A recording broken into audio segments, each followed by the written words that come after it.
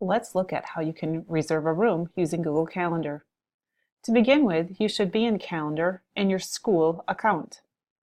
I'm going to create an event in my calendar.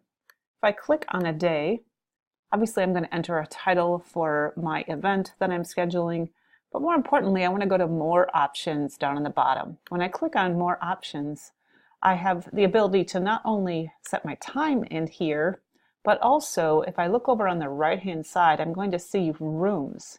And when I click on this rooms, it's going to allow me to see rooms that are available in the middle school. For example, this is the middle school conference room, and all of these with the BGC are rooms available in the Boys and Girls Club. So you can select a room to use at that particular time, and it pops it into the location. So if you have other people who are meeting with you at the same time, you can go to guests, enter their names in here, and they'll know where you should be meeting as well. If by chance you should reserve this room and it was already booked, you're going to get a declined invitation on here. Now, how can I see what the availability of a room is? If I go over on the left-hand side of my calendar, I can see all the calendars that I may be subscribed to. If I have a check mark by them, that means that they are showing up, those dates are actually showing up on my particular calendar. I'm going to scroll down underneath my calendars here where I see other calendars, and I'm going to choose this plus sign, and I'm going to say Browse Resources. And when I select that, that's going to allow me to look for specific rooms at the middle school. So for example, if I'm looking at the conference room, I can look at this two ways.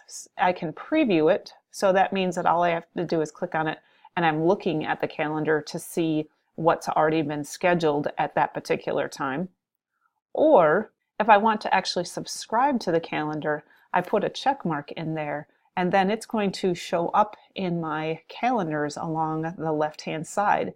And so that means that all of the events for that particular room are going to show up on my calendar.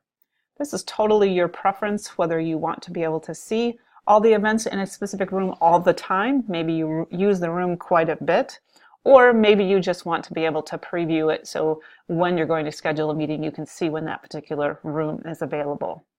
Once I subscribed and I go get back out of settings again, I have this calendar now showing up on the left-hand side.